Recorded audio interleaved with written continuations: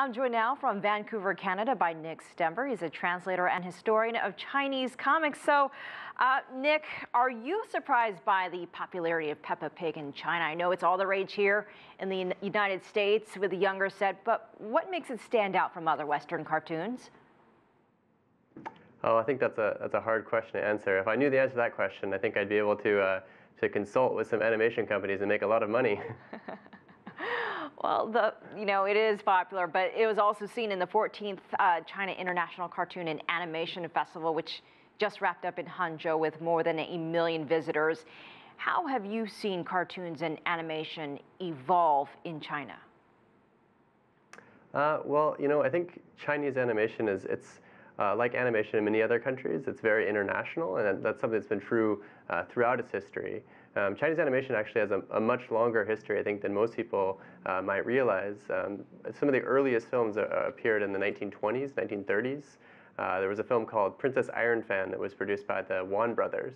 It was released in 1941 in Shanghai, and that was one of the first feature-length Chinese animation films. And I think it's really important to remember that history. How would you say Chinese animation differs from Japanese anime, which is also well-known worldwide, from even Disney cartoons, which most people see here in the West? What's the appeal? I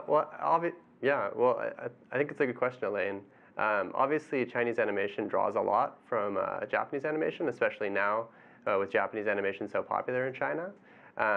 But originally, it was really Disney animation was what inspired people the most. So if you watch the film I was just discussing, Princess Iron Fan, you'll notice that it looks very similar to the Disney films from that time period. So the characters have the same gloves on their hands and everything. They look almost like Mickey Mouse, but it's Monkey King instead.